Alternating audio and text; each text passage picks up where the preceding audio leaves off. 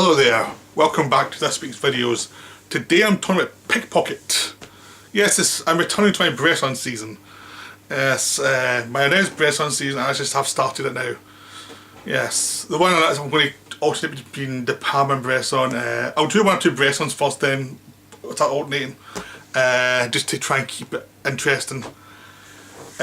So, Pickpocket is a 70-minute masterpiece. Is the best way to put it. It might be Bresson's funniest film, but there's not any jokes in it, it's just the situations that are funny. And there aren't any people who think it's a comedy. I remember seeing it in GFT about 10 years ago and thinking it was hilarious. And the person with me didn't get why I thought it was funny. He didn't see it was funny. He thought it was a spiritual masterpiece. And it's both though. I mean, it's really good. It's so multi-layered. Pickpocket is really deliberate, but the situation is so pared down that there's inherent comedy within it. Because it's about a guy, this guy who wants to become a pickpocket. Why does he want to become a pickpocket? Essentially, it takes a while to actually get the truth of what's beyond his protestations of who he is and what he is. Because, like a lot of people in life, he has this facade, this view of himself that isn't accurate. It's always, and because what Bresson's style was very much a case of the actors don't emote in the way you see in normal films. They're very blank. They say things calmly without emotion. But that's kind of the way a lot of people talk in real life. That's more accurate to real life, is people hide behind their emotions and don't express them. So a lot of time you go outside, a lot of stuff you hear, some things you hear is very overly emotional and other stuff is very monotone. And, you know, he goes for the monotone guys, and you have to look closer to what they're saying and why they're saying it, and then it slowly unravels. You start to slowly get an idea of what this film's about. So it's a very tricky thing, and so that's why Bresson's very complicated. He's not trying to be complicated for the sake of show-offiness. He keeps his films to image, other image, very simple images. It's not like montages of, you know, cross-cutting. He tries to keep you focused on the person talking, what they're saying, and if they have a voiceover, sometimes they say something that you can see. But the thing is, as you see them, and as you can use context of what they've said before, you can see that there actually has another meaning to what they're saying beyond what they think they're saying. So it's a complicated thing, so that increases all the time. He's like, his view of himself is one thing, and then Bresson uses the blankness to tell you other things about him. Things that he can't process about himself. And things he's in denial about, and things he can't quite work out. And you're seeing this fantasy of who he is, how he presents himself to other people, and they can see beyond what he's saying. They can see there's more to him than that, but he's just not going to give in. He's just going to be a pickpocket. He's going to find the thing. He's going to be dishonest.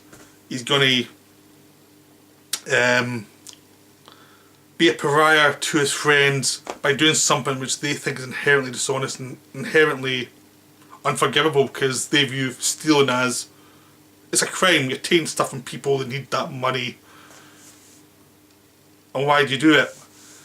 And he does it almost like an addiction. It becomes a narcotic to him. You can see as he gets better, he becomes more addicted to the process. It's almost like a drug addict shooting up, knowing that if I shoot up here I'll get this high. For him, it's the high of stealing. It's not the money, he just stores the money. He uses some of it to live, but most of the time it's the knowing he's stolen something from people. It's the psychological element that he's addicted to. And it's tied to his dealings with his mother as well. He feels shame about what's happened with his mother who died earlier in the film, and he's feeling it. He's feeling guilt over that situation, but he's also got very complicated feelings. He does love his mother, but it's all complicated. He can't quite get out of his own head, and he just can't quite get beyond himself.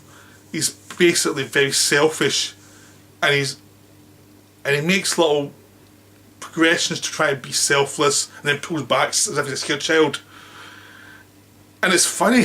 It's just so funny watching him do this. It's just hilarious seeing his self-delusion and his protestations. It's like, it's watching a teenager at work, but he's in his 20s and he's so serious about it, and he gets so good at it, and he starts to feel like he's all these pretensions a teenager would have, like, or an early 20s guy would have of, I'm above everything, I'm above people. Like, these people are idiots, they don't see what I see, they don't see how complicated life actually is.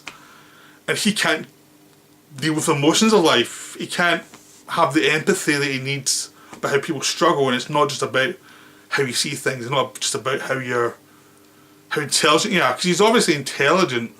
He just can't place his intelligence in something that's good for society. And he hates society, he thinks society's corrupt, so he can't interact with society. He just needs to be apart from it, just to take from it, like a parasite. Again, a teenager, like, I'm better than all of yous. And it is the thing is, because Bresson plays it so straight, you can see the tragedy of it. If he played it like a glib thing, he'd be like, sod off, I don't care about you. But he plays it straight, he plays it like a tragedy. So you see the humour in the situation, but you also see how much it's destroying this person, how it's destroying his relationships, how it infects everything. Like, he's trying to good relationships with all these people, he makes connections with all these people, and he ruins them because he can't get over himself, he can't connect. And it's all about his journey to connect him with his woman, who is a neighbour of his mother, and he still keeps going to see her, and he still interacts with her. There's obviously an attraction there, and obviously in love with each other, but he cannot do the simple thing of telling her he loves her. That's it. That could be a simple romantic comedy, but it's a tragedy because of the way Bresson pares it down. He's not going to give you the easy outs. He's going to make it really hard for the guy. It's his guy's own fault, it's his own head. But instead of making him obnoxious, he makes him just this tragic figure who just, because life is more tragic. It's easy to say someone's a pest, someone's annoying, and you take out their humanity, you take away the tragedy of their situation, you take away everything that's difficult about them. And this film looks at what's difficult with this guy, what's difficult with his friends, how he's a friend who keeps on telling him he can't do this. He's a moral paradigm, and it turns out his friend has flaws of his own which he can't face. You know. And there's lots of stuff like that in the film. It's just this terrific, complicated film with this blank protagonist who's stealing from people, but Bresson gets so much in because everything's so micromanaged to, in the script, A to B to C to D.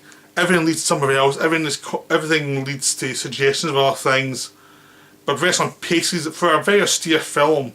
It's paced really fast. I mean, it's only 70 minutes, and you get a lot in that 70 minutes. He just pairs away anything that's useless to what he wants. And you have to get to the basics. You have to watch someone and actually feel something for them, feel empathetic, through no cheats of cinema. It's about you. You can look at a guy and feel nothing if you don't have any empathy for people. If you don't feel anything beyond, I want an easy fix. That's what that guy's going for. He's going for an easy fix of this addiction, this something that makes him feel something, rather than going for something more complicated. And Bresson's making you have to go for something more complicated by not giving you easy outs of swelling music, sympathetic character, a character who understands himself.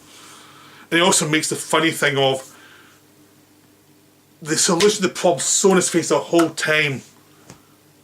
It's always in his face. He just has to have some gumption to figure it out, and it takes him the whole movie to figure it out. And that's what's great about the film, because that's what you're like in life. That's what life's like. You can have a solution, and you can, no matter how smart you are, you can miss it by a mile. So Pickpocket is wonderful. That's just one interpretation. You can read online. There's tons of interpretations of Pickpocket. It's a masterpiece. It's wonderful. That's just my interpretation of watching this time. But it's really stunning. Black and white photography is stunning. Everything about it's stunning. It just needs a Blu-ray though. There's just something so beautiful about the film. It's just a wonderful experience. So I ask you to go see it. Go see it. And if you like Bresson, please comment below on the YouTube video thing and see what ones your favourites are. Because next Bresson film is going to be one of the more obscure ones from the 70s or late 60s. So I hope you look forward to that.